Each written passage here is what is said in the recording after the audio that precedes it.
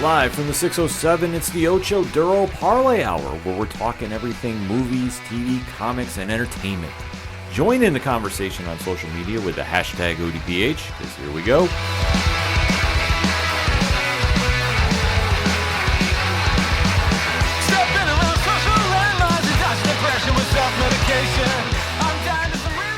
Welcome to an all-new edition of the ODPH podcast. What is going on, everyone? Thank you so much for joining us this week. My name is Ken M. Joining me in studio, as always, you know him. He's the co-host. He's a statistician to the stars. He has 1,008 aliases and is growing by the day. His name is Padawan J. Let me talk to you. And boy, we have a lot of things to cover here in the land of movies, TV, comics, and more. You are tuned in to the entertainment edition of the ODPH, and we definitely like to interact with you. So, Pad, where does everybody go after the show? ODPHpodcast.com. Right on. Swing on over to the website. Check out the social media links. Everything's updated. We talk to everybody on there, so definitely keep those conversations rolling about the parlay of topics you hear each and every week on the show. Also, check out the TeePublic Store link. Check out the blog section. Check out the classifieds, which has friends of the show, such as 3FM Podcast, Dragon Master Games, Nerd Initiative, and many more. Also, we are on a directory like nobody else because, Pat, how many providers are we on? 949,062. And your source? Trust me, bro. So wherever you listen to ODPH on, first and foremost, thank you for checking us out. It means the absolute world to us. Leave a review on your favorite podcatcher. It definitely helps the algorithm of the show. And on the directory, we have links to the top podcast providers. So if you're not sure where to find us, boom, there it is. So simple. So easy to subscribe, download, and make it happen. Last but certainly not least, we have a fantastic music section that you absolutely need to go check out, starring such musicians as Brian Wolf from the Howlers, Second Suitor, Tom Joel of Floodlands, and Shout Out the Robots. All the music you hear on the ODPH, you can download to yourself and take it wherever you go. And whatever else I'm forgetting about, because, hey, we do a lot of stuff here at the ODPH. You can find it at ODPHpodcast.com. And always remember on social media to use the hashtag ODPHpod. So kicking off the entertainment edition of the show, we are devoting a serious amount of time to the return of Marvel Studios to Disney+. Obviously, one of the most anticipated shows of the year is finally making its debut. 3-episode premiere, and Pat and I watched them all, which we were not planning on doing, but you know what? We decided to do it for you, the ODPH Society, because we were initially going to break this up and kind of stretch this out, but we're like, nah, let's go deep dive into it. Let's see how this works. Let's go ham. Yep. And obviously, with the hype behind this show, we definitely wanted to make sure we had our opinions in early about this. Because, Pat, what are we talking about? We are talking about Season 1 and Episodes 1 through 3 of the latest television show from Marvel Studios and Disney, entitled Ironheart. Yes, so Dominique Thorne is reprising her role as Riri Williams, an MIT student that is created a suit of armor very similar to the kind of one that you see with Tony Stark and Iron Man, but has her own path that she has gone on in the comics and in the films. We last saw her in the MCU in Black Panther Wakanda Forever. 3 years ago, almost 3 years ago now. Yep, and shortly thereafter, it was announced that she was getting her own show. Obviously, there's been a lot of stuff that's happened between now and then involving Marvel Studios, and we were all waiting to see about what was going to happen here because it was announced, it was filmed. Yeah. And finally, we got our answer that was coming out in June of 2025. And it's only going to be 6 episodes, so they're going to have a very short season. And they're following in suit of Andor, doing the 3 episodes a night. You can obviously tell Pat and I are not fans of this. No, really not. No, I mean, either drop the whole series at once or do it episodically. Yeah. And I think episodically works better for what you're trying to do in the MCU as far as Disney Plus goes. Yeah. The Netflix model works on Netflix shows, but they're also structured differently. Yep. So trying to do the half and half, it's just not working. Well, and especially for us with the busy lives we lead. You know, they drop these episodes at 9 o'clock Eastern on Tuesday nights here. We've already had, especially me, I've already had, by the time it drops, a 12-hour day by that point. And then I've got 3 episodes of that I got to crank out, which thank God they're not Netflix length because then they'd be over an hour each or close to an hour.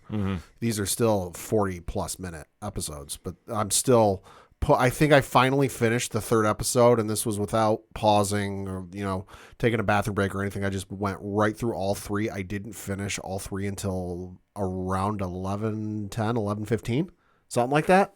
So it's a late night for me. See, I went later because obviously with our recording schedule here for ODPH, then Turn a Page every Tuesday night, 8 p.m. Eastern Standard Time, live on Nerd Initiative YouTube. And then post-meeting, and then after to start editing for New Comic Book Day for Nerd Initiative, starting at 9 a.m. Eastern Standard Time on Wednesdays. Your home for pop culture positivity, and nobody does it like we do on New Comic Book Day. It was a lengthy time before I got a chance to go sit and watch because I didn't get done with my other responsibilities. But fear not, I was definitely excited to watch it, and you know what? I hammered them all out. Thank God for coffee this morning because I went way past midnight about this one. But the things we do for you, the ODPH Society. So that said, we have been excited to see about what they're going to do. Obviously, we don't know that much other than what we've seen in the trailers, and they've been keeping stuff very tight under the vest, so to speak. Mm-hmm. Because they don't want to reveal too much of what's happening in the show, but we do know, obviously, that Ironheart's major antagonist is going to be Parker Robbins, a.k.a. the Hood, played by Anthony Ramos. And then everything else in between, we don't really know until we got into this. So there is a lot to dissect here. So what we're going to do is break down episodes 1 through 3. We're going to do this like we always do on the ODPH. If you're new to the show, this is what we'd like to do. We give you a spoiler-free statement, so we're not going to ruin anything for you. We're going to give you our general thoughts about what we've seen. After said statements, we give you a countdown, and then you have to be like the Clash. Do you stay or do you go? After said countdown, we deep dive, we talk spoilers, we talk theories. We don't hold anything back. So if you haven't seen the show and you don't want anything ruined, you have to make a choice. Either you have it ruined and you stay part of the show, or you download it, pause it, because Pat puts the notes and the timestamps in the liner notes, so you don't have any chance of messing up, and then pause our podcast, go watch the episode, and then come back, and then boom, there you are. You're all caught up on everything. So that said, you'll have to make that choice after our spoiler-free statement. So Pat, why don't you kick us off? Let us know what you thought spoiler-free of Ironheart. So I know we kind of ho-hummed and bemoaned, the fact that they do the 3 episodes, and it is a pain in the what to do. But in this instance, I'm all right with it, just because the first 3 episodes, it's a mixed bag for me. First one was good. Second one was meh. And the third one was better than the second, but not as good as the first. That, it was a good setup. It was a good introduction.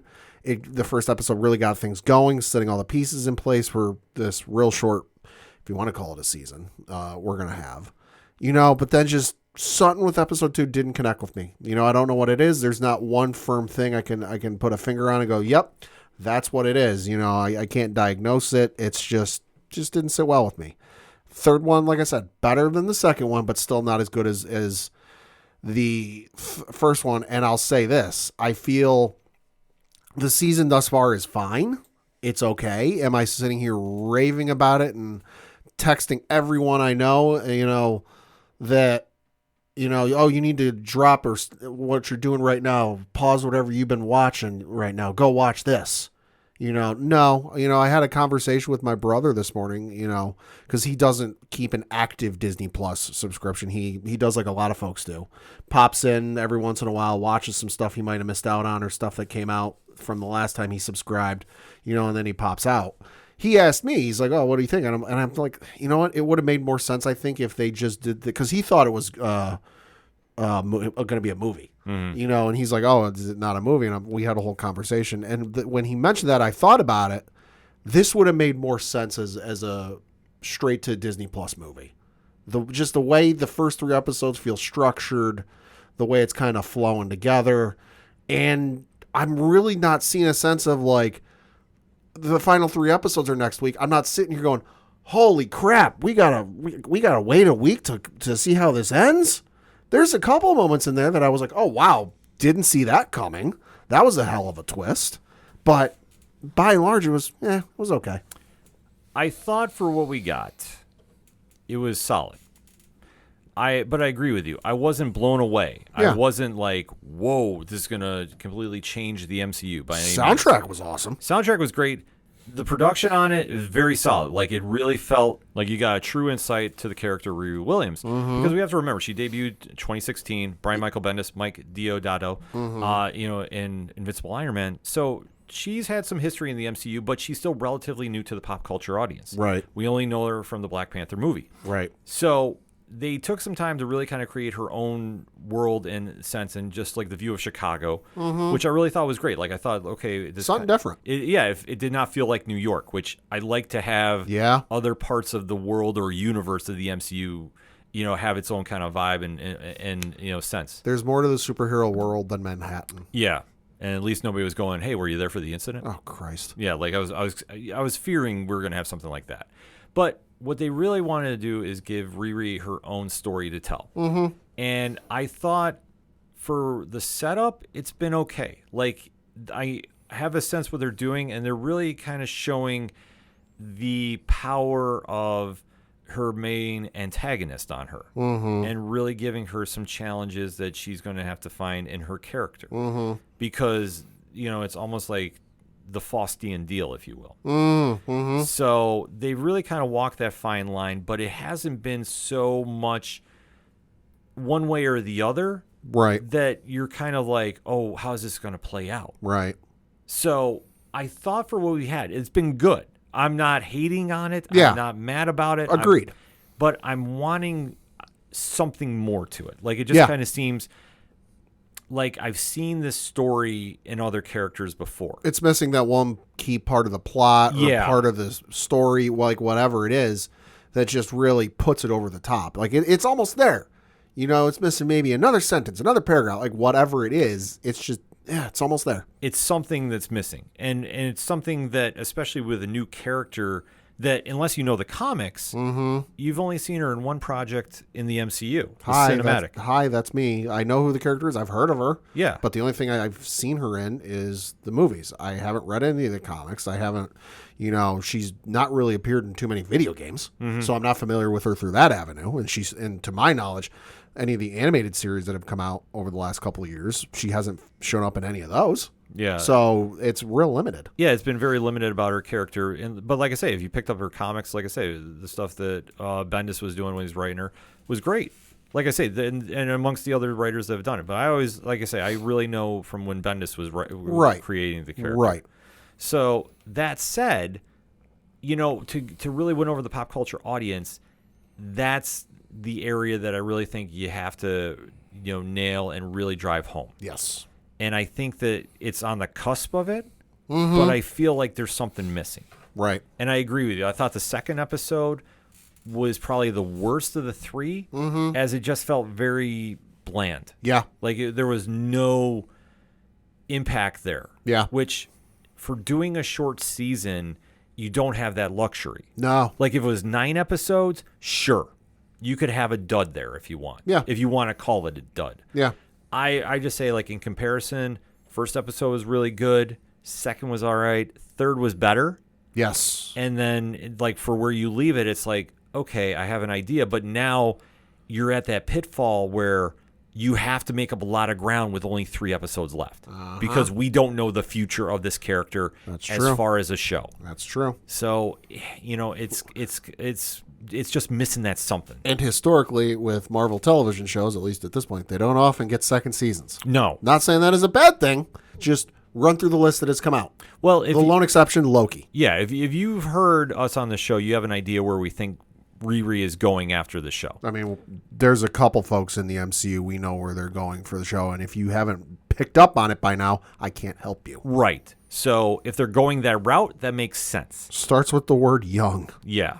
But we have to get to point A to point B, and just right there, like I say, it's been steady. It's been good. It hasn't been great or you're like, I'm absolutely floored, I'm blown away. Yeah. But I will say this, and before we get into spoiler talk, it's a lot better than the bullshit review bombing. Oh my God. That has been going on. Yeah. And that needs to stop immediately. It really does. I know one instance of it was on Rotten Tomatoes, where it was pointed out that the user score was, now it's gone up since then, it's at 63-65% as of this recording. But at one point it was at 39%, and the one person I saw reporting this wanted to note that the series, and I say that loosely because it's not over, it had been out for less than 20 minutes, and it already got review bombed into the 30s. Yeah. And I saw it on other sites that you can review and track what TV shows you're watching, and the same thing was happening. Yeah. So that said, if you're cheering that on, please turn this podcast off. We do not subscribe to that. No. So I think for where they're going, though, it's just needing something a little extra to it. Yeah, I mean, there's a couple things you could do that, and who knows, there's still 3 more episodes. They could do it in those final 3 episodes, but there was just something lacking with these first 3 episodes that really is making me sit there and go, I hate we got to wait another week to find out what happens. Yeah. At this point, I'm like, I'm going to watch it. I'm going to see how it ends, but I'm not exactly chomping at the bit and racing home to turn on my TV to watch the final 3 episodes. Yeah, I'm right there with you. So that being said, let us get into spoiler talk. So Pad, in 3, 2, 1, let's deep dive. Like I said, first episode was great. First episode was a wonderful setup, fantastic bridge, and kind of like a fill us in on what's been going on with Riri since the end of Black Panther Wakanda Forever, because, hey, a lot of stuff happened in that movie, and it happened, like I said, almost 3 years ago. So, and especially given the fallout of what happened in that movie, and especially with Riri Williams' personal life, kind of want to know what happened and what the latest has been. So it was good to see that build up and kind of what's been going on with her. And the first episode was really solid. It was the first time I've seen a new show or a first episode or a pilot episode that I really went, wow, that was really good at establishing things, setting up things, who's who, what's what's going on, what we're doing, and kind of giving you a clue at what we're trying to do by the end of this season. I honestly, it's been maybe 3-4 years since I've seen something like that really blew me away like that, where I'm like, wow, this is really well set up. And I can't praise whoever chose the music for the season. Kudos to you. Yeah. And I'm not talking like the orchestral stuff. No, the soundtrack's great. The soundtrack is top notch with just something for everybody. So I was really digging into it. And then, like I said, second episode, you know what? It just, the engine stuttered a little bit. The engine didn't blow. It didn't start puffing smoke out the tailpipes of the car. But you know what? It was spitting and sputtering a little bit. Recovered a little bit for 3. But you know what? I'm not as excited as I thought I was going to be by the end of this first 3 episodes. Yeah, I mean, there was a couple surprises that were in here. Yeah. Especially with episode 3. Yeah. 3, I got a lot of opinions on. Didn't see that 1 and 3 coming. I didn't, but I'm happy about it. I had to rewind that one and go, wait, did I just hear what I thought I heard? Yep. I am very happy to hear that this character is involved. I'm curious of how that character is going to play out after this series, though. But we'll get into that as we go. But no, I thought for what they want to do, episode 1, they established it was really a good opening episode. Mm-hmm. But I agree with you. Episode 2, it just kind of seemed it was lacking something. Like, it was just, for what we got, I was like, oh, all right. It's kind of a 2 steps back, but okay. And then 3, I thought they kind of started heading in the right direction, especially after the reveal.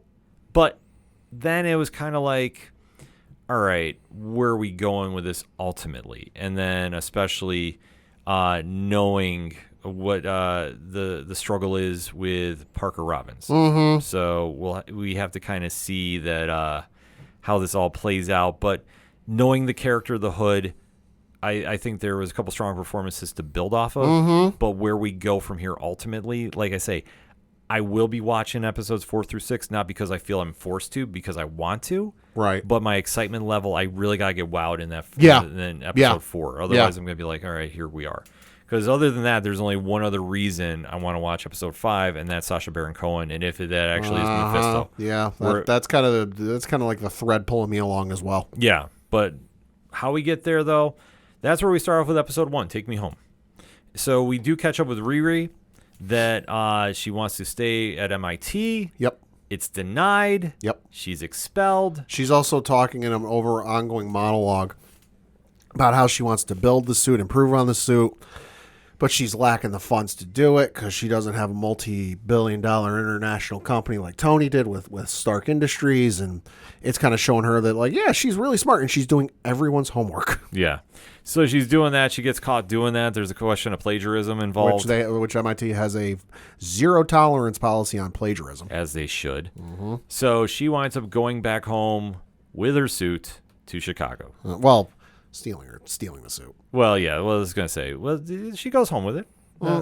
She does. Nefarious means. But I think that what they really want to do is establish that Riri is still a character trying to find her own path. Yeah. That she's not a good character, she's not a bad character, but she's somewhere in that middle that she's still trying to find herself. Mm-hmm. And I thought Dominic Thorne really established that point. Like, yeah, you're rooting for Riri, but it's not saying that she's a perfect saint. Yeah. Which I like how they added that to her character. Which I got to say, shout out to Jim Rash, and I would be remiss if I didn't shout this out, having watched all 6 seasons of Community, and I love that show. Yeah. But Jim Rash, of course, played the Dean Pelton in Community. The fact that he's in the show, I was like, oh, hey, it's Jim Rash. Like, oh, I'm excited to see him again.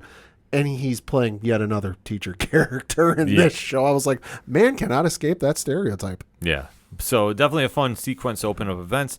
As she goes home to Chicago, she's still reeling about the loss of her best friend, Natalie, and how she lost her and her dad, or stepfather, rather, in a drive-by shooting. So it is something that they do flashback quite often in this. Yeah, so, it's unresolved trauma. Yeah, so Lyric Ross is playing Natalie on the show, and you do see like she is popping up quite often, and she does have a larger role in this show as it goes on. So you do see that obviously there is a lot of stress that she's dealing with in processing her grief. So Riri does wind up talking with Natalie's brother, Xavier, about how she wants another chance. She wants to step in to be something more. Matthew Lim, who plays Xavier, is hearing this and says, well, I might have an opportunity. Might be something there. Kind of saying just, hearing this. And during this whole point, she does get recruited by John, who's played by Manny Montana, into joining a gang that's led by John's cousin. Well, the thing of it is this isn't happenstance. This isn't, oh, what a coincidence. Like, we just happen to bump into you. Like, she's very well known. I think it's Natalie's brother, Xavier, who brings it up at one point that, like, they couldn't open a certain part of the newspaper on any given day without seeing Riri's name in the paper for having done something. Yeah. And that's of, like, academic or scientific notoriety. So she's very well known in the city, and everybody knows her, and everyone's probably got an idea of what she's been doing. So when she comes back home from MIT, flying through the city in her suit, she gets spotted by Parker Robbins and his gang, and they go, "What?" They go, "Whoa!" Like, they immediately take note, and I'm willing to bet they put 2 and 2 together. Yeah. So obviously, this is a well orchestrated plan by Parker Robbins to recruit Riri. Yep. So after some negotiations, if you will, Riri winds up going to Robin's location. Right. And this is the scene that we've seen in a bunch of the trailers. It's like something out of Saw. Yeah, that's literally the vibe I got from this. Yeah. Which I'm not mad about. No. But I was like, wow, this is very sudden. Especially for the hood. Now, granted, if you know the comics, it makes sense. But I also have to look at it from the pop culture audience standpoint. Right. This is like, whoa, what is going on here? Right. So we do see that Riri has to escape a elevator that is being filled with gas. And she barely escapes, too. Yep. Now, mind you, she doesn't have her armor. She's just using her smarts and wits. Because at this point, her armor is back home charging. Yeah. All the while, Robbins and his crew are watching this play out. And then when she does escape, that's where they have the run in, and he's like, well, I had to see what you were made of. Yeah. And this is a test. And this is something that in the comics, Robbins has kind of done a little bit. Because he's done recruiting for his gang when he was doing, like, when he was the next big thing at Marvel. Right. He was like the Kingpin on steroids. Well, and from a storytelling perspective, it makes sense that, like, okay, you're putting a crew together. If you're bringing in somebody relatively unknown, that you don't quite know if they'll be able to handle the pressure. You want to see if they can do it, you know? So you send them out on a quote unquote job that isn't actually a job. You're just, hey, let's see if they crack under pressure. Yeah. So, but he has to test this because obviously Robbins has a very unique code that he does, like I say, with his team. And like I say, if you read the comics, like when he was really the next big thing at Marvel, like you get a very true insight about how he works. And it's fascinating.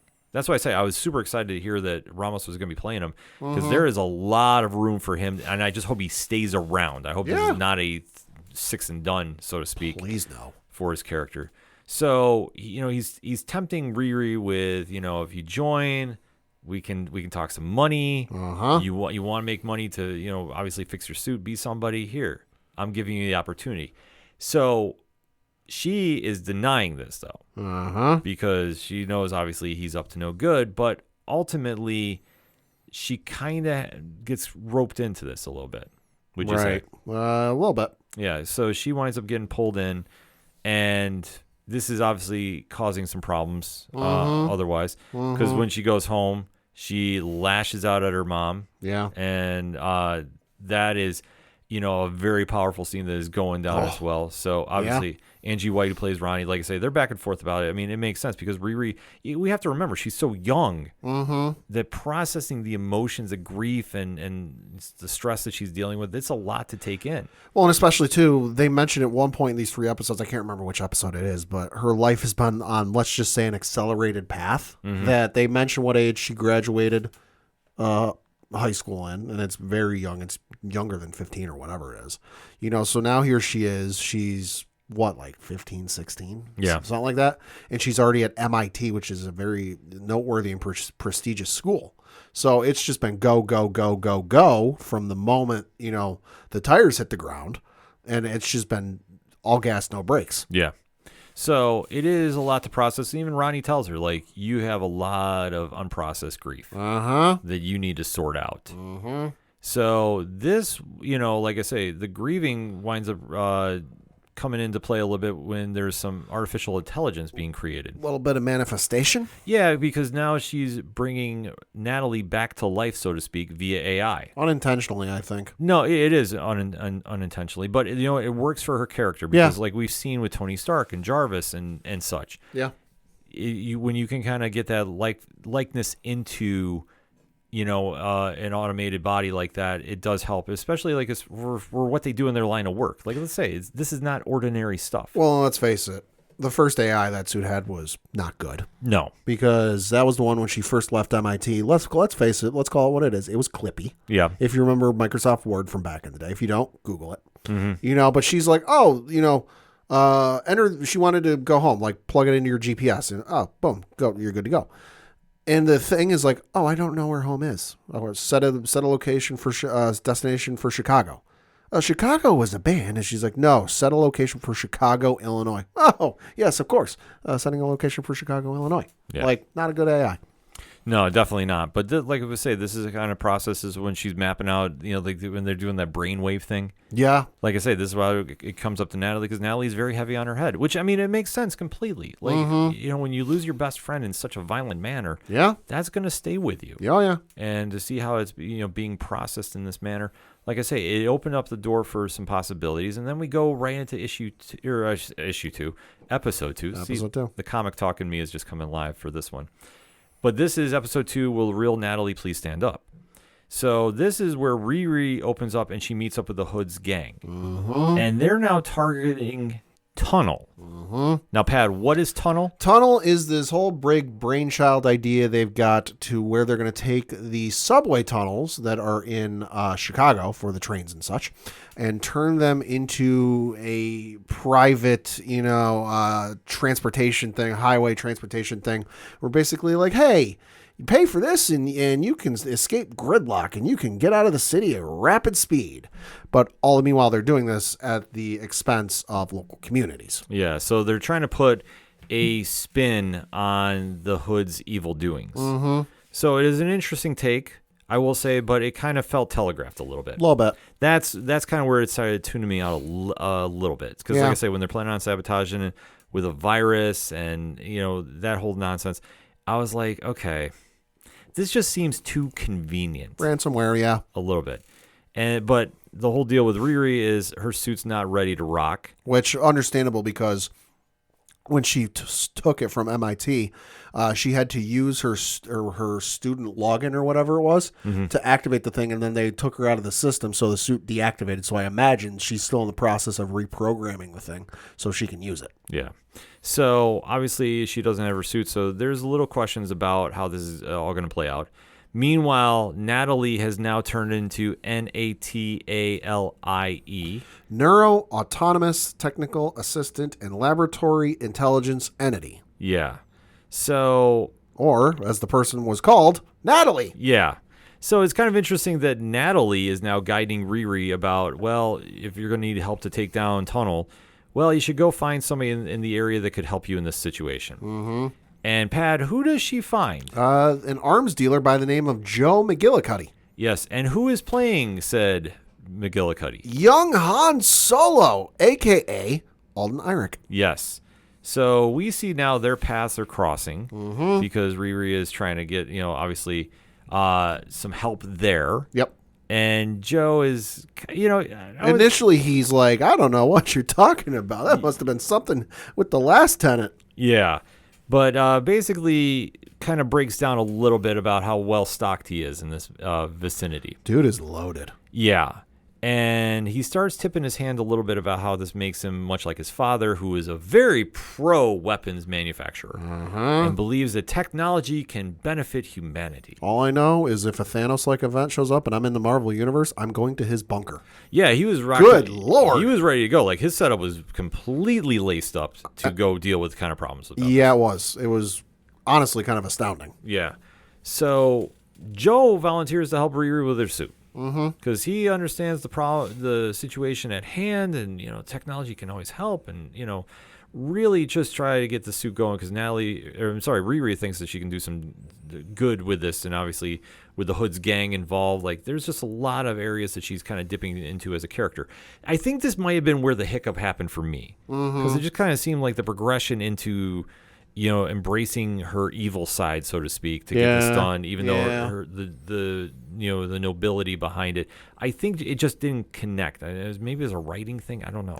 Maybe. Just for me, it just didn't happen, because this is where Riri finally is getting the suit going on. The heist of Tunnel is happening until Natalie breaks in with Riri's suit. Because she's learning and can't help herself. Yeah. So like at one point when Joe and Riri are on the way to his bunker, Natalie figures out how to text. And she sends her, what was it, like 8 or 9 text messages in a row? So she's just very ambitious, I guess you could say. Well, it's the whole thing about when AI, and I mean, this is like Terminator to me. Like, I'm serious. Yeah. I'm telling you right now, the computer starts talking, starts doing its own thing. We got problems, then you got to go John Connor, and then it all goes downhill from here. So you have that sense happening here because Natalie is now in her new body and trying to, assimilate to a new world. So when this is happening, this is not good. So like I say, when you're seeing that they're trying to drop the virus, into the hard drive, Riri and Natalie, they have a backup plan. Yeah. But this is where you start seeing the true layers of Parker Robbins come into play. Because, Pad, who is he now blackmailing? He is blackmailing the Tunnel's CEO, Sheila Zarate. Yeah.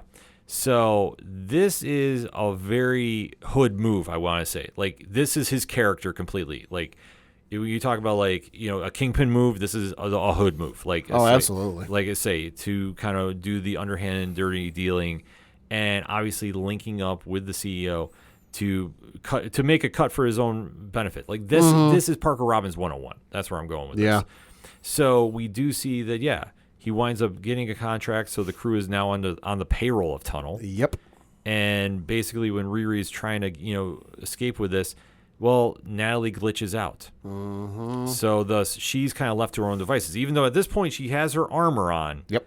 And she's maneuvering through the tunnel landscape, so to speak. Yep. Her armor freezes up. Yep. And granted, it's not the final product per se, but as it shuts down, she has to get bailed out because she has a gun pulled on her by the guard. Mm-hmm. And from the background, I like how the camera angle was shot for this. We see a bullet go flying past her. Yep. And it hits the guard. It's not a fatal blow. Nope. I want to point that out, which I thought was interesting. Mm-hmm. But we find out, Pat, who's behind the gun? The Hood. Mm-hmm. And this is something, if you know the character in the comics, and I'm going to go back to this quite often, as much as he has a supernatural aspect to him, he always has 2 pistols by his side. And so seeing this moment, I kind of marked out. I'm not going to lie. Mm-hmm. Because this is one thing I thought is very interesting about his character in the comics. It's Mm-hmm. like you have all this power of the supernatural, so to speak, but you still keep it very grounded with your 2 pistols. Oh, yeah. So the guard is taken out, and we start having a flashback of how Natalie really died. Mm-hmm. And then it also kind of draws into a little suspicion about what Parker is doing, because with his mysterious hood, there's a little mystery that's now growing about him. Yeah. So, I mean, I don't know about you, when this is kind of playing, do you think they tipped their hand a little too much? A little bit, I think. Yeah. It just seemed like, for me, I thought it was like, okay, if you really want to hide his supernatural abilities, so to speak, I thought to kind of be really questioned about what he's doing here, I thought was a little much. Yeah. I mean, granted, if you're saying, like, the way I interpret it is like, yeah, they kind of thought something was very different about him immediately. Right. So, like I say, it was just with what he was doing and what he's capable of doing, I think they kind of tipped it maybe just a little early. Maybe I don't know. But I think for the amount of time they really spent about trying to establish, like, Joe along with trying to move Tunnel's thing along, I thought it was just too much at once. Yeah. But we kind of wrap up things with Riri, post-concert with Xavier. She's now talking about Natalie with her mom. Mm-hmm. And basically, her mom says something, well, if you brought Natalie back, why don't you bring back Gary? The mom was surprisingly calm about Natalie being AI. Well, you know what? I think it's something about this universe. Like, I always kind of say, and this is going to be a weird comparison, but hear me out. Okay. You know how we talk about in The Walking Dead, whenever we talk about that, like the most random oddity things that happen, but it's the norm there. Yeah. Same thing here. See, but I think at the same token, though, like, okay, yeah, I can understand that, I can believe that, but just from if I'm putting myself in that situation, it'd be out of anyone you could have modeled this after, out of anyone you could have like meshed pieces together, Stephen Hawking's brain with Morgan Freeman's voice with like whatever the combination of you did Natalie, like what, like. She was surprisingly calm about the whole thing because she showed up and the mom's like, wow, like she was surprised, but then it was explained who she was, and she's like, oh, okay.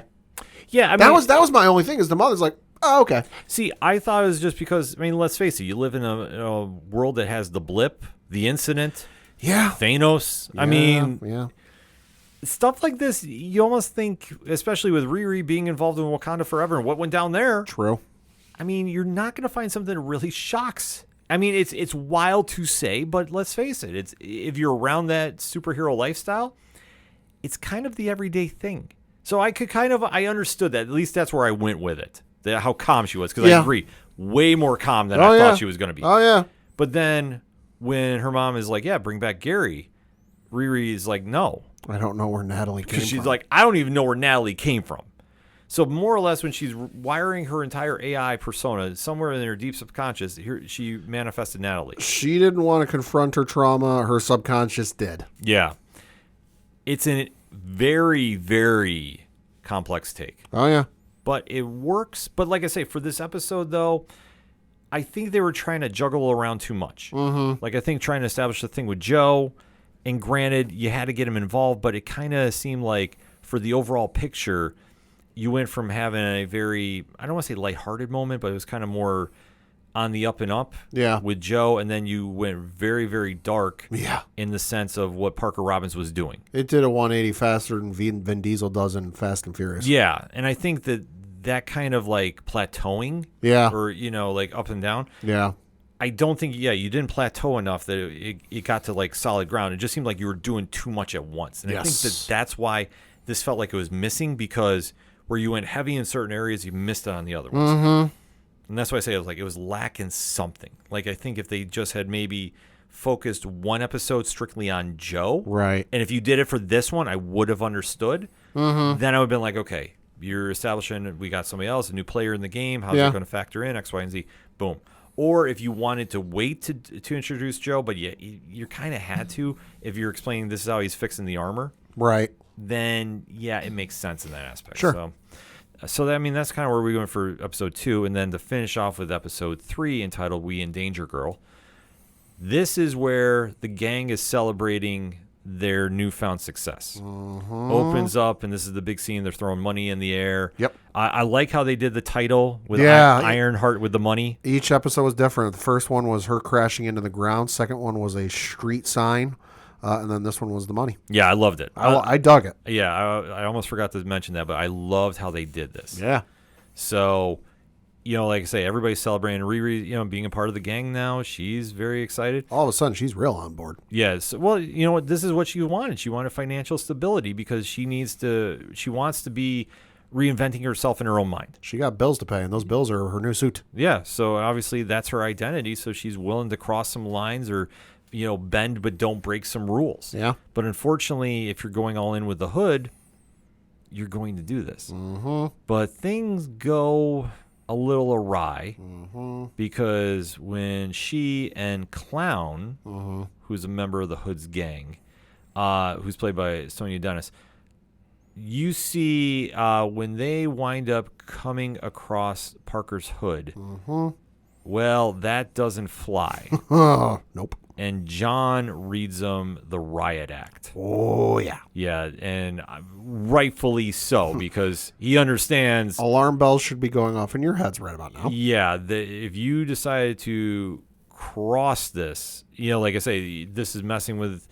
He knows what something's going on. That's where I'm going with. Yep. He understands, like, hey, this means the money stops if something happens to this magical hood. Mm-hmm. You can't go near this. You need to stay away from this. Mm-hmm. End of story. Yep. And like I say, he just goes completely off hinge about this, which I understand. Like I say, he's seeing the big picture, which is the money stops if something happens. Mm-hmm. But Parker winds up coming in, and he's now breaking down the second heist that they're talking about. Yeah. And this is now they're going after who, Pad? They are going after a biotech firm called Heirloom, which basically what they're doing some seeding with farming and whatnot. But they're doing it at such a level in such a way where it's basically forcing small town farmers and mom and pop farmers out of business. Yeah, so he's trying to do a Robin Hood deal. Yep. No pun intended. No, that's what it is. But that's what he's trying to spin. Yeah.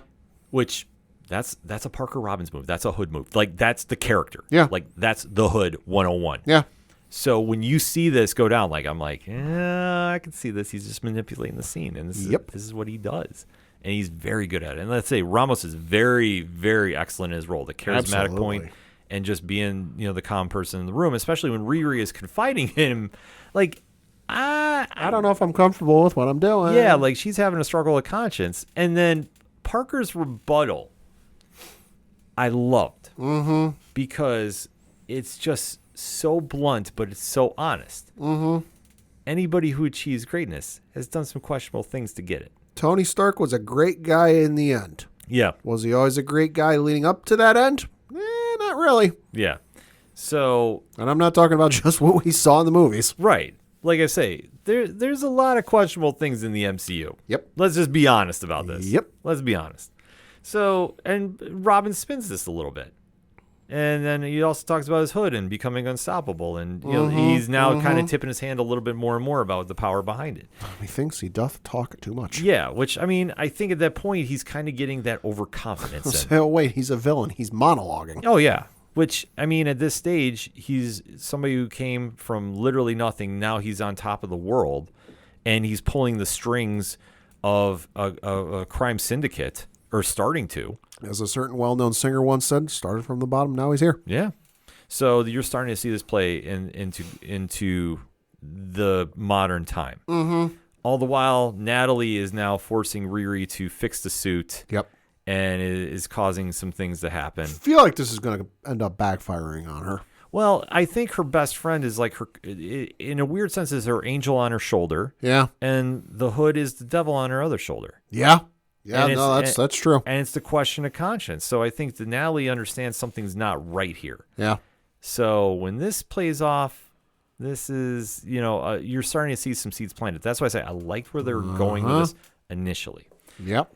But all the while, too, Riri is informed that a former gang member has died. Yep. By the name of Rampage. That was the one played by Eric Andre. Yes. So with Rampage now dead, she's trying to find a way to cut off part of the hood because she thinks that that's somehow connected. Well, yeah, because she finds out because the cops show up at her door. And her mother's like, why are you investigating her? And the cops are like, well, we took a look at his phone records, and she was the last person he called. Mm-hmm. And kudos to Riri on this. She thought very quickly on her feet and was like, well, we went to a job interview together. We were at a job interview together. We exchanged numbers, and I wanted to call him up and talk to him about. Wanted to catch up with him, and he never answered my phone call. And they're like, oh, okay, we'll be in contact if we have any more questions. Yeah, she's so smart. Like I say, just her grounded level. Yeah.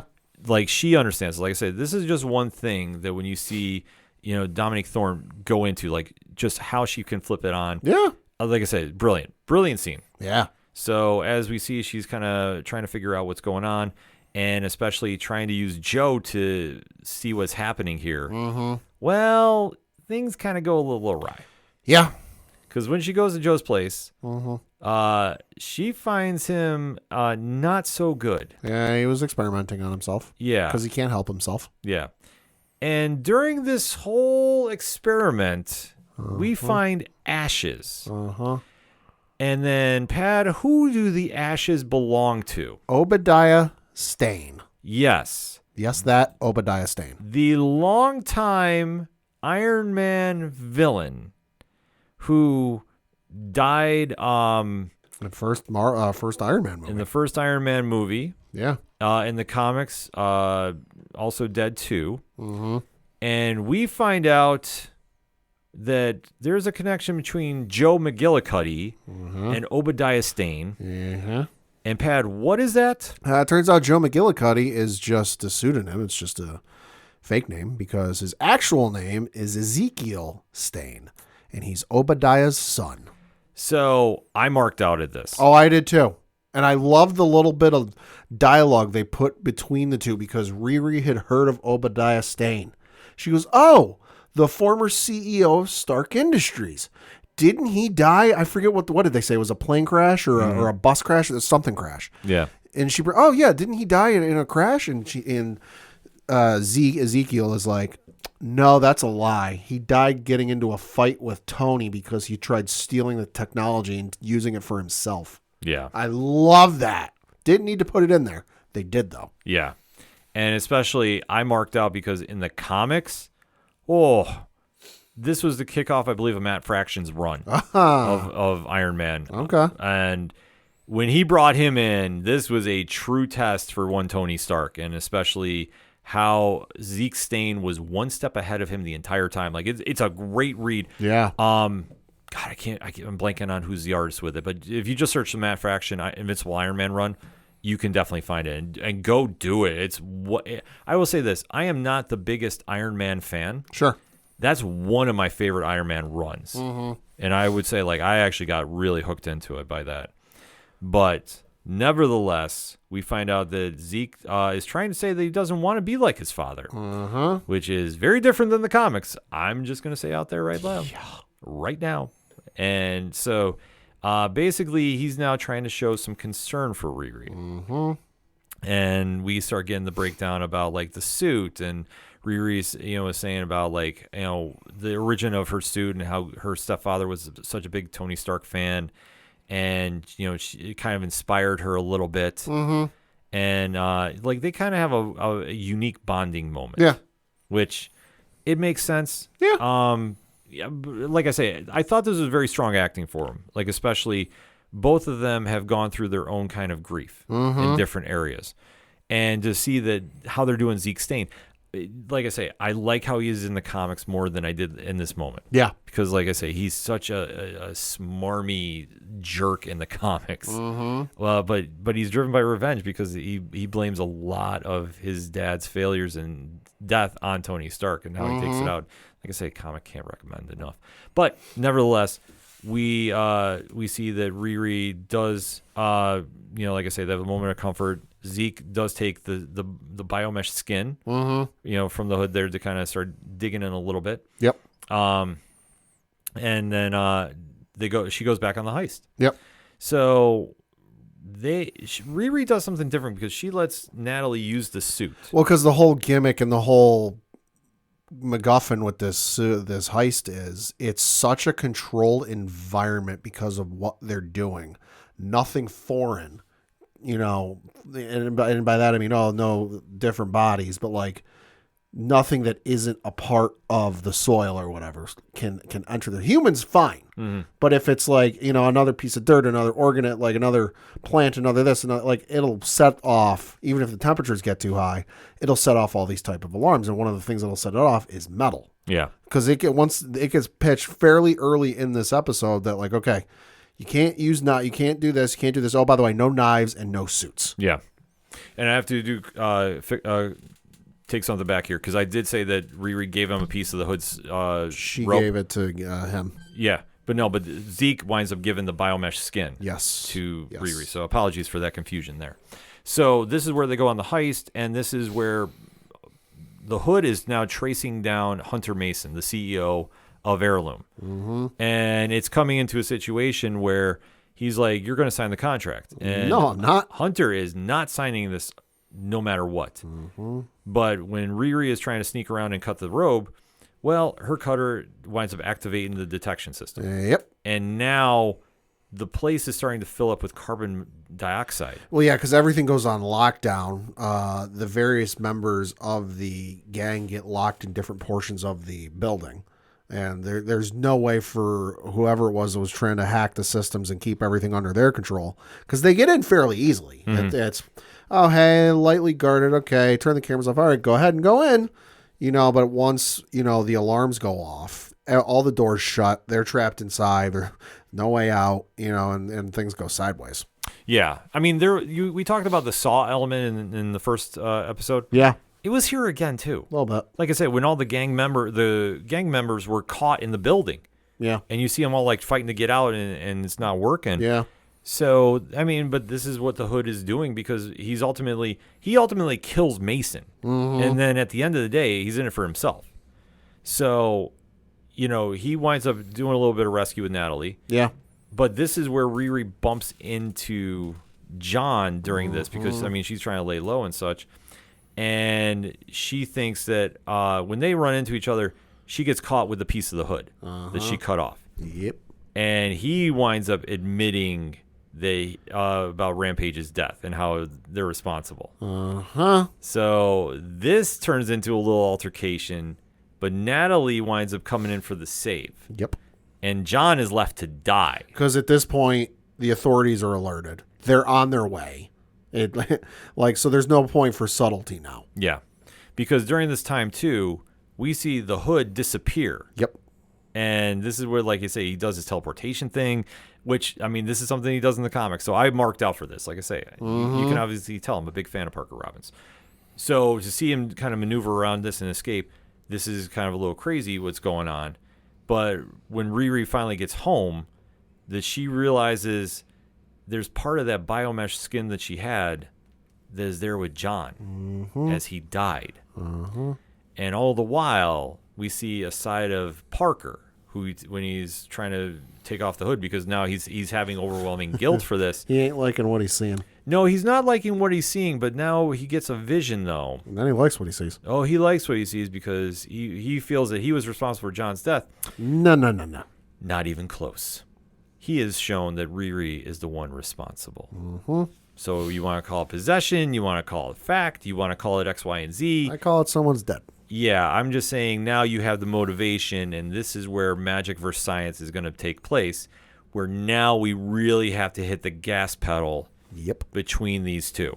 Because now everything is awry, And obviously, Riri is on to what the Hood is all about, but the Hood is trying to stay one step ahead of everybody. Yep. But now with the setback of the dead CEO, now things are going to be It's a little messy. Messy, to say the least.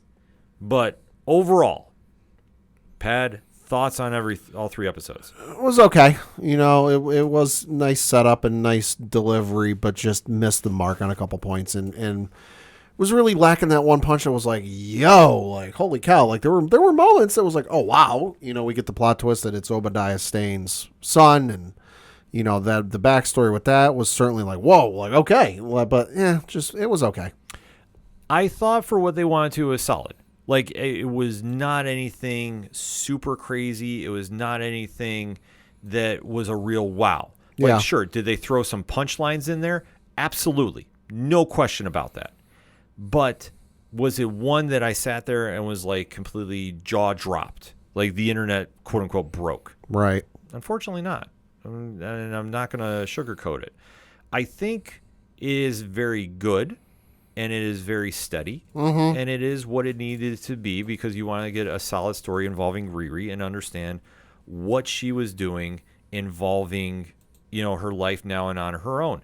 And it's a different take in front of, you know, the pop culture audience because, like I say, if anyone was expecting her to just be a good character, she showed she has flaws.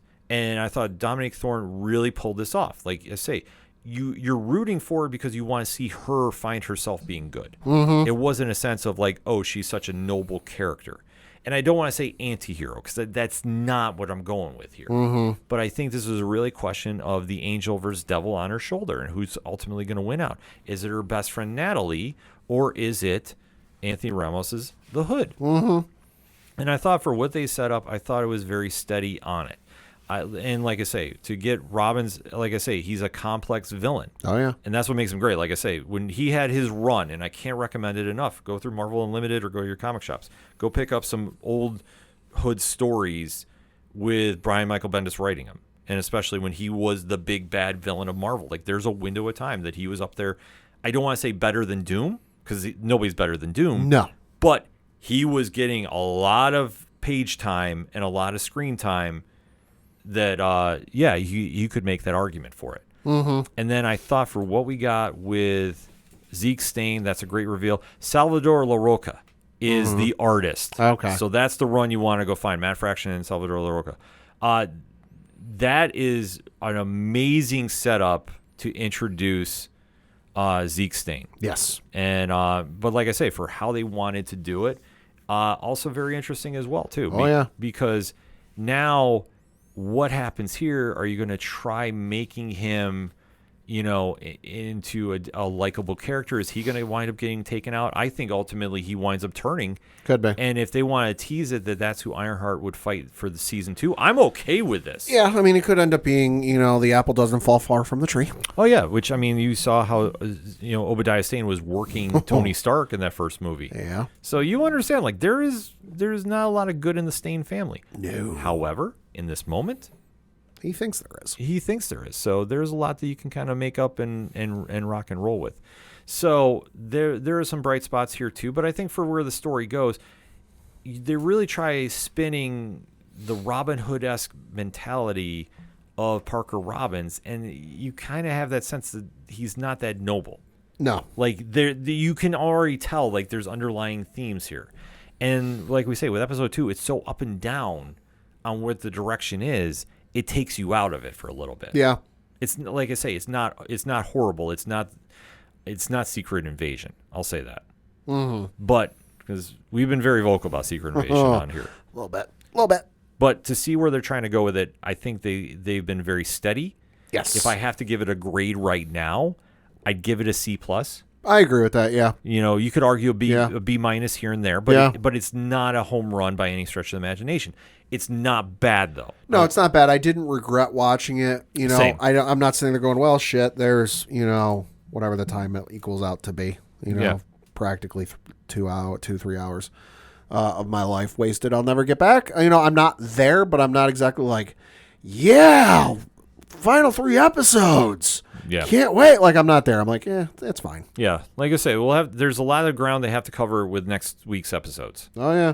If they don't, I think the season, it's a nice compliment season. It's a nice introduction. Yeah. Like I say, She kind of got thrown into Wakanda Forever. We didn't get too much of her origin or who she is or what she is because she wasn't the primary focus of that story. This is what that is. Mm-hmm. So if it just ends up being hey, here's an intro for this character that's going to appear in a movie or something down the road, okay. Yeah. I mean, I think ultimately all roads point to Young Avengers.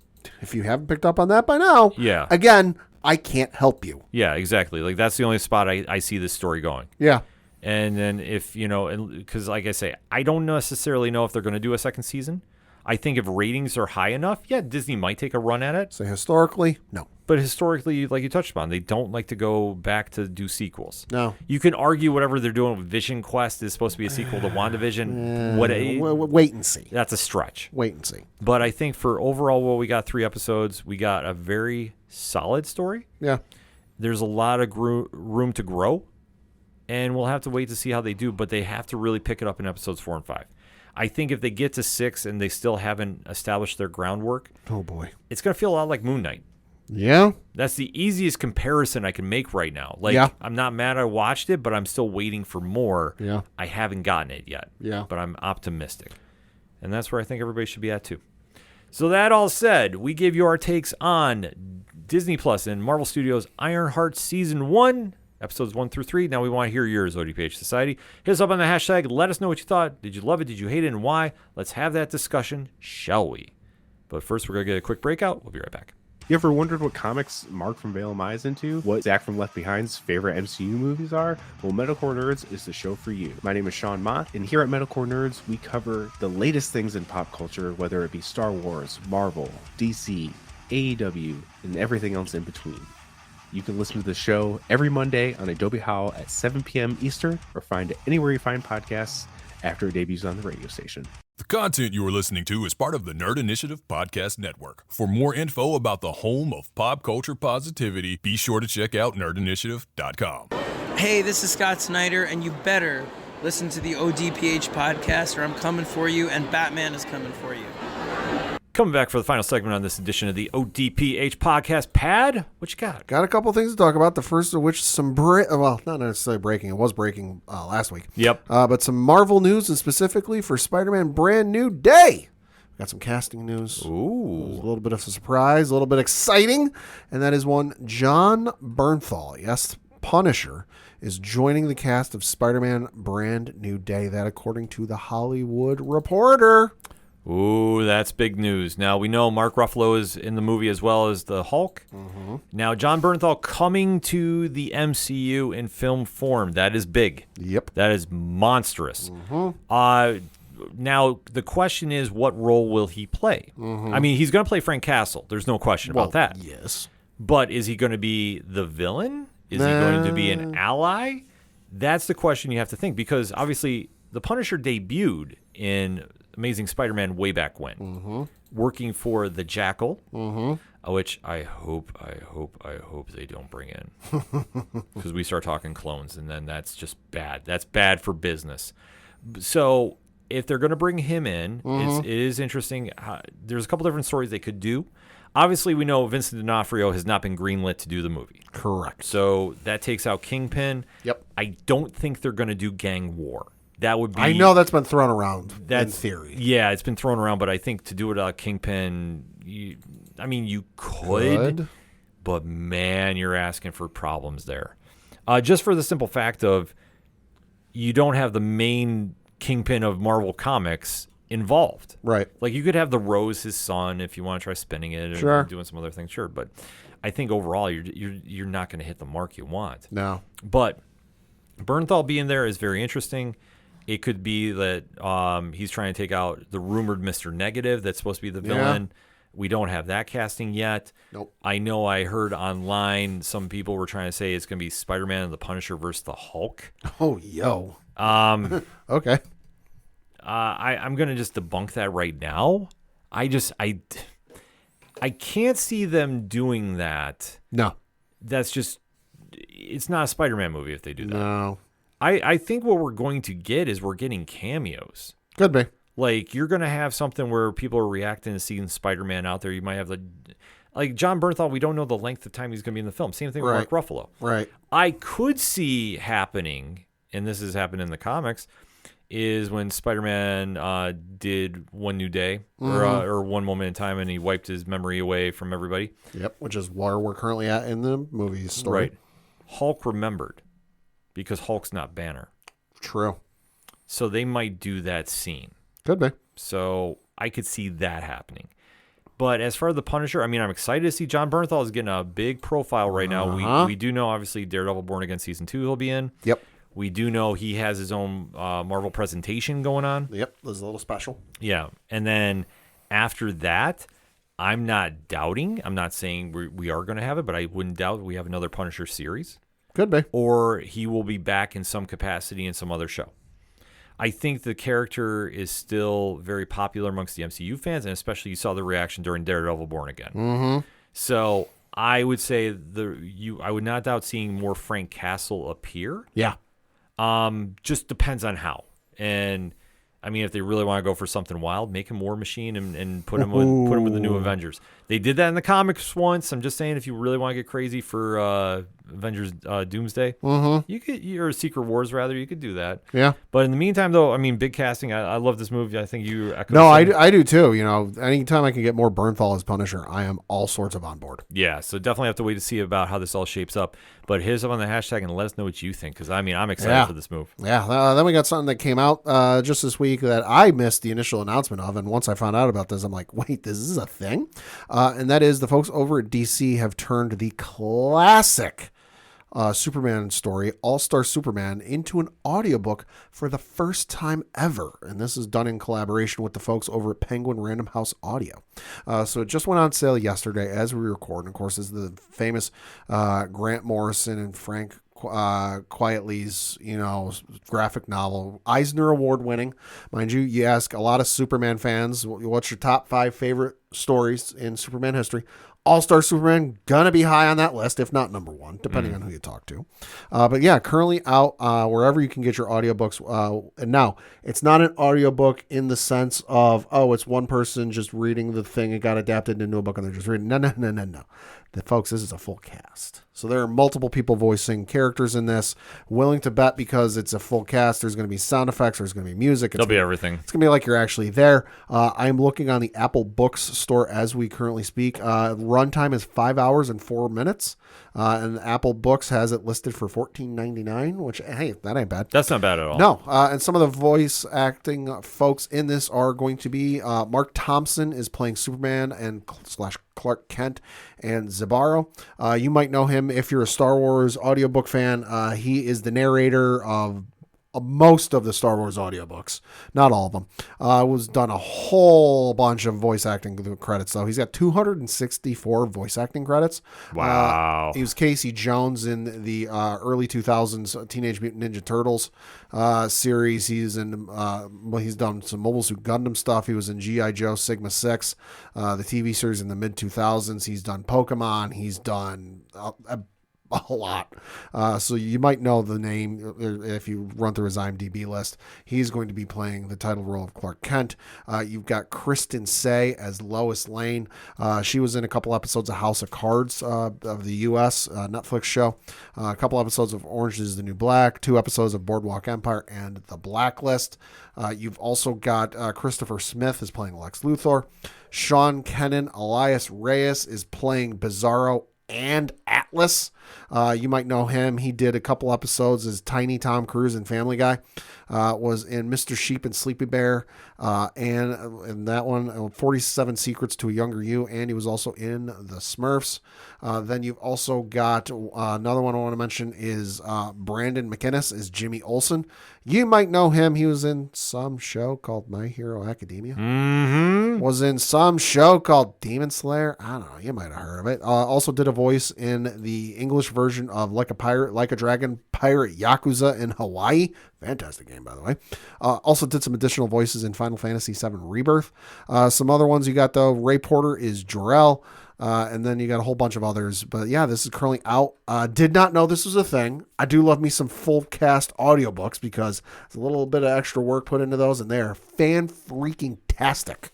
It's a great compliment going into the Superman movie in a couple weeks. And especially All-Star Superman. Listen, I'm critical of Grant Morrison's writing. Sure. I'm not I love his setups. I'm not a huge fan of his endings. But All-Star Superman is damn near perfect. It really is. So this is something to definitely be excited about. Then we got some breaking news. Ken, how do you feel about the movie Young Frankenstein? So. Saw it once, enjoyed it, saw it on a bus trip, thought it was hilarious. According to the folks over at Deadline, quote, exclusive, it's alive. It's alive! A comedy series based on Mel Brooks' classic 1974 film, Young Frankenstein, is nearing a pilot order at FX. Really? Deadline has learned. Brooks is said to have given the project, titled Very Young Frankenstein, his blessing, and will executive produce with a trio of creatives from FX's What We Do in the Shadows. Stephanie Robinson, who will serve as writer and showrunner, Taika Waititi, who would direct the pilot, and Garrett Bash. Also executive producing are Brooks' producing partner, Kevin Salter, History of the World, Part 2, Spaceballs 2, and Young Frankenstein producer Michael Gruskoff, 20th Television is the studio. Details regarding the reboot are under wraps. Here's the plot description. Inspired by Mel Brooks' Young Frankenstein, previously on What We Do in the Shadows, Colin Robinson is a main character in the series, was turned into a baby who had to grow up all over again. Whether or not the show creatives have something similar in mind for Very Young Frankenstein is unknown.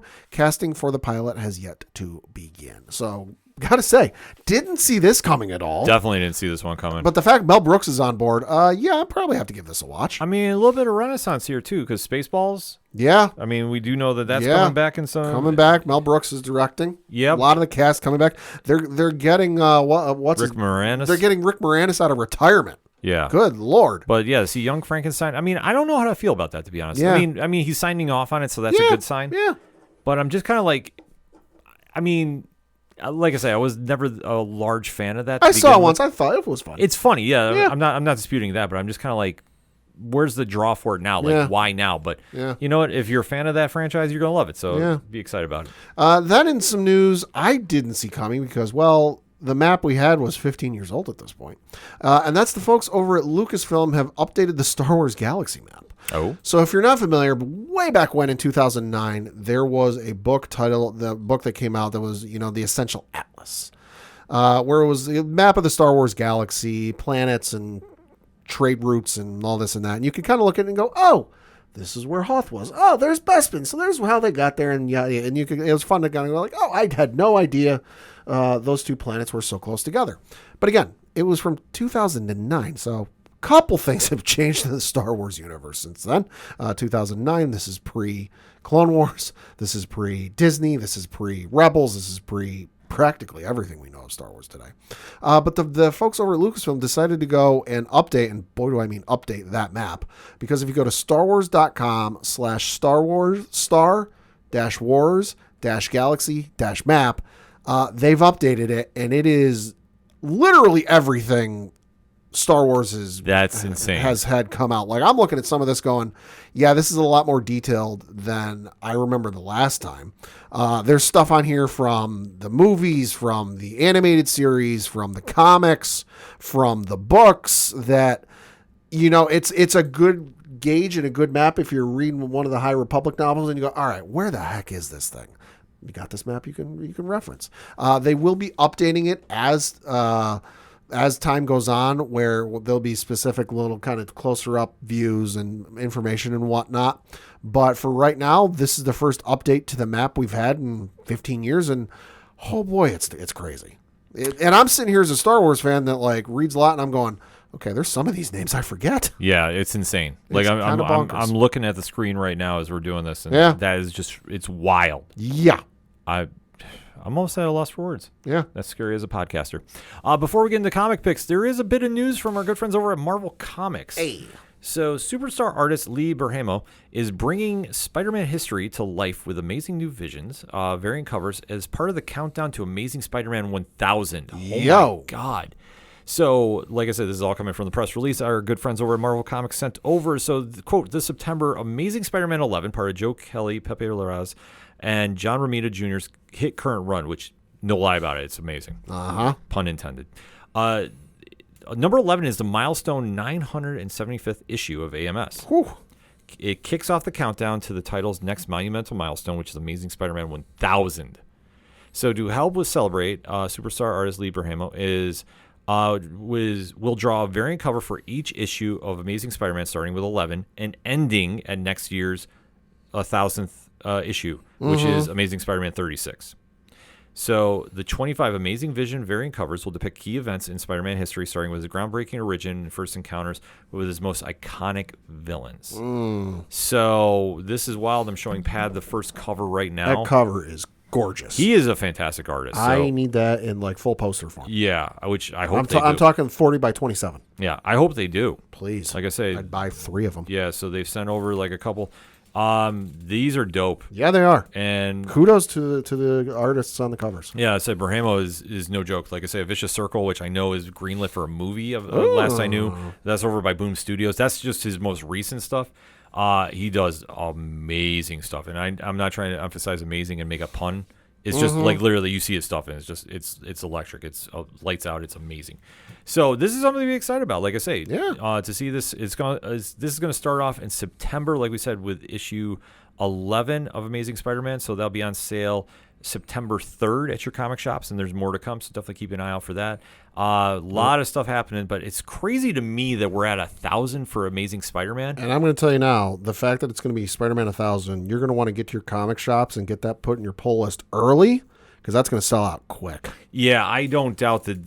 Granted, Marvel has not told us anything, but I'm just saying, if I have to make an unofficial ODPH guess, I would not doubt them reaching out to a few classic artists and writers for something. Yeah, there'll be probably a half a dozen to a dozen different variant covers. I'll throw my wish list out, and granted, I don't think this will happen, but if Todd McFarlane comes back, oh boy, for one, oh boy, yeah, just a cover. You know what? I think they could talk him into it. You never know. Like I say, I'm just putting the karma out there in the universe. I think so. Hit us up in the hashtag and let us know who you'd like to see come back for Amazing Spider-Man 1000. The one thing that's tripping me out, though, a little bit, I'm surprised it's not Thor first, because last I knew, Journey into Mystery was a lot more further along than Amazing Spider-Man was. And then, granted, it's Journey into Mystery turned into Thor and such. So I am kind of surprised. But I know there's not a Thor 1000. So I could be wrong about this. Hit me up on the hashtag and let me know if I'm talking about this wrong. But as far as I knew, like I thought that was further along, even with Thor's series. And granted, he's had 1,000,001 in between. Yeah. But still, Amazing Spider-Man 1000. I mean, that's what to celebrate. That's going to be a milestone upon milestones. Crazy. Yeah. Speaking of crazy, we do a lot of reviews at Nerd Initiative. So why don't you let us know what you're picking up at the comic shops this week, Pat? I'm going to recommend the 3 issues I reviewed for the Nerd Initiative this week. All of them fantastic. First of which, Ultimate Spider-Man issue number 18 from Jonathan Hickman. This one reads, War rages on in New York City. Black Cat enlists Richard Parker's aid in the Sinister Six turf war, and Spider-Man gains a surprising ally. Not a whole lot action-wise going on in this, but it's Jonathan Hickman. There's a lot of story building with this, and oh boy, I'm interested to see where this one goes. One of their best runs going right now. Yeah, I was going to say, is a timetable till the Maker comes back. Hearing a lot of crazy rumors about that. Oh, I believe it. A lot of crazy rumors. I believe it. Next up is from the folks over at Dark Horse. You've got Star Wars The High Republic Adventures, issue number 19 from Daniel Jose Older. The fates of the Starhopper Jedi are revealed. The Battle of Iriadu comes to its epic conclusion, and as the dust settles, the Jedi and the Nihil will learn lessons of heroism, horror, and hope and heartbreak. Don't miss the penultimate chapter of this iconic series, the climactic final battle between the Jedi and the Nihil that has been years in the making. So yes, High Republic is wrapping up. The book just came out from Charles Soule last week, Trials of the Jedi, on bookstands now, wherever you get your books.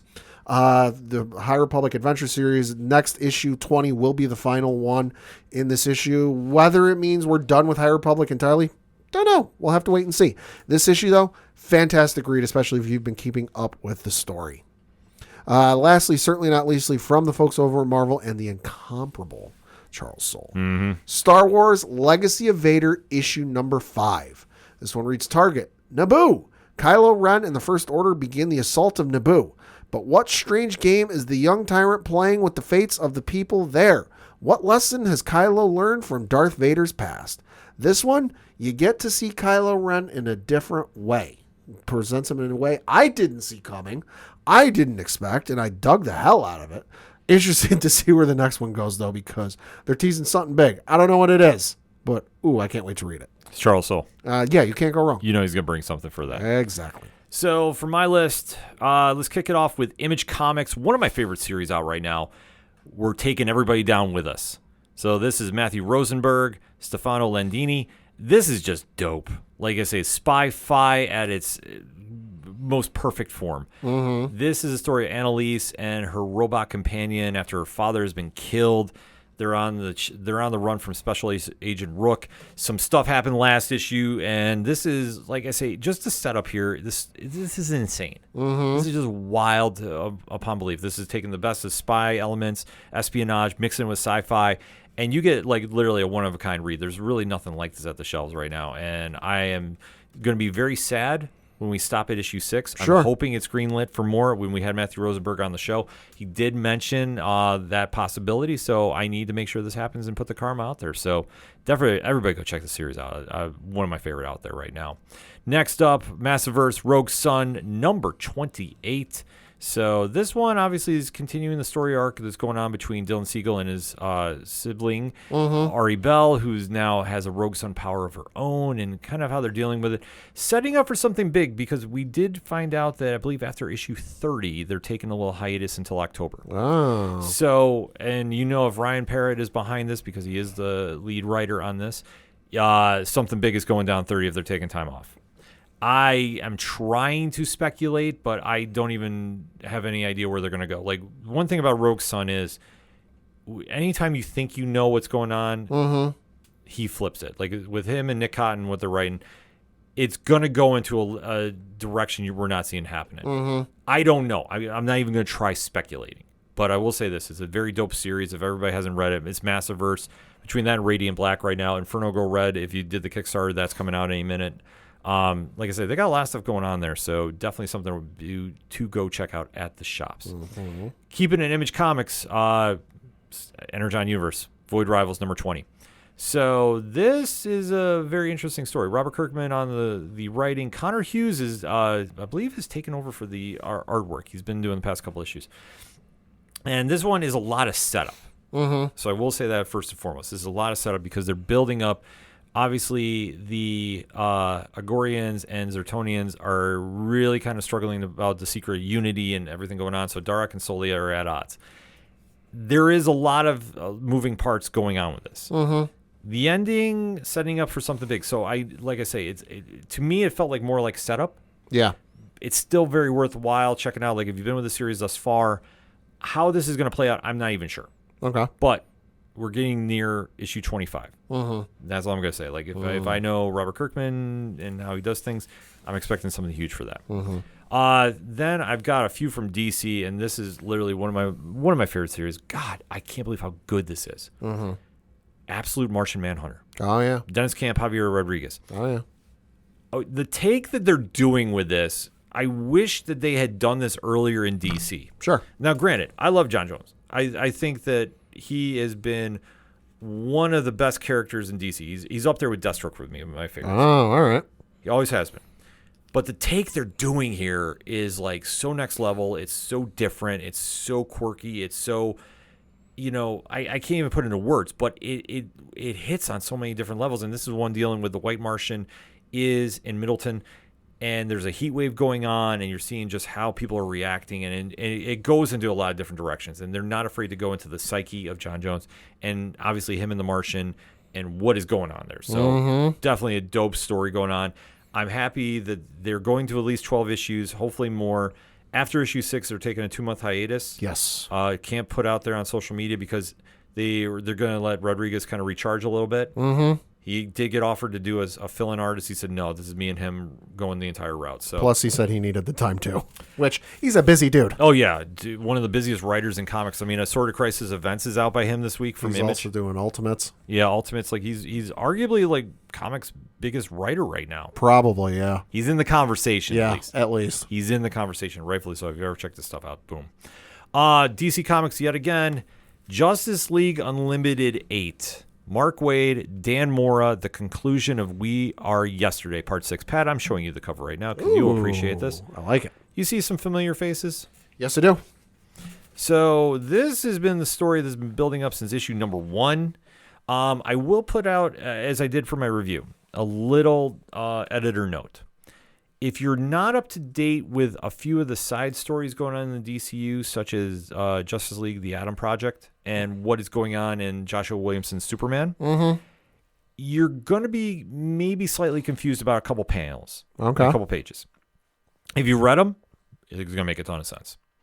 So that said, this is the big brawl that we've all been waiting for with Inferno, who we have found out, and this is not a spoiler because this was found out a couple issues ago, is actually the old school Legion of Doom. Oh, Jesus. That Gorilla Grodd, Yeah. who has the powers of Martian Manhunter because of the events of Absolute Power, Right. has now tapped into the time stream and grabbed everybody from the past. Meanwhile, at the Legion of Doom. Pretty much.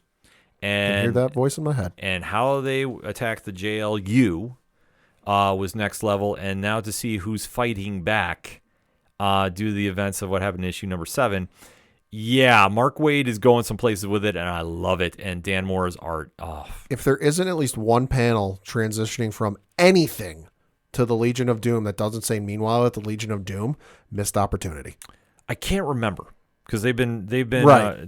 When they got revealed, it was a few issues back. Right. I'm just saying, if you don't do it, missed opportunity. I will say this: knowing Mark Waid, probably. Yeah. In fact, there's another book I'll plug. I didn't get a chance to do the review on it, but I did read it. The New History of the DC Universe. Oh, yeah. So he wrote it. Yeah. Todd Nowick and Jerry Ordway, I believe, is on the art. If you are not familiar with the DC Universe and you want to get in, it's the perfect book too. Because he's going through the beginning of the DCU. Right. The actual beginning. So he's tying it all together. And he's walking everybody through it. So if you're just jumping in, it's very new reader friendly. If you're a seasoned reader like myself, he's added a couple things in there that I didn't even know. Okay. So it's definitely one to go check out. I can't recommend it enough, but I'm really pushing for new readers. Like I was very happy that Megan read it from our team over at Nerd Initiative because she's getting very familiar with DC, and I think it was a perfect book for her to definitely get in. I'd say so. And then last one for me, Superman 27. Speaking of Joshua Williamson's So you can stop there. Yeah, this is the end of the storyline they've been kind of building up between good Lex Luthor, Supercore, and Clark Kent. This ties up a lot, but the last pages are probably what everybody's going to be talking about on social media. And I don't want to ruin it for everybody, but I'm going to say this. If you want to know where DC's going, at least my opinion, for the next few months, Joshua Williamson put up a graphic on his socials about this. Yeah. Just read those last pages. You're going to have a lot to say. I'm going to have a lot to say. I'm going to have a lot to say about next issue when we do this. So definitely keep an eye out for that at the shops. And if you're looking for more recommendations, Nerd Initiative, I believe, has over 40 reviews on site between YouTube and the website, because like I say, nobody does it better than Nerd Initiative on New Comic Book Day. So definitely hit us up, let us know what you're reading, and we'll definitely have those discussions with you. I got an answer for you on what legacy number Thor is up to. Okay. So this is coming. So this is going to start with the new run of Thor that's launching in August from Al Ewing. Pascal Ferry is the penciler on this one. Covers by Alex Ross of all people. Look at this cover. Let's go. Coming out, like I said, coming out in August. It is legacy number 787. Really? Mm-hmm. That is okay. That is mind-blowing to me. Yep. Thor is, according to the one site I'm looking at, leagueofcomicgeeks.com, the whole description of what the issue is going to be about, and then it says legacy number 787. Well, you know what, though? Now that I think about it, they do very short runs of Thor these days. Well, and plus they do other runs of Thor that are different titles and may not be included in the legacy. Yeah, okay. That would make sense. Because there was a whole Immortal Thor. Right. There's been a whole bunch of them. Yeah, so, okay, that might make sense. There's a lot of deviations off the main path. And they circle back. Interesting. Mm-hmm. Very interesting. See, now my mind's blown. So that's what I'll say for anything and everything that is the ODPH. You can find it at odphpodcast.com. That's it for entertainment this week. So for the one only, Pedal 1J. Thank you. We'll see you next time.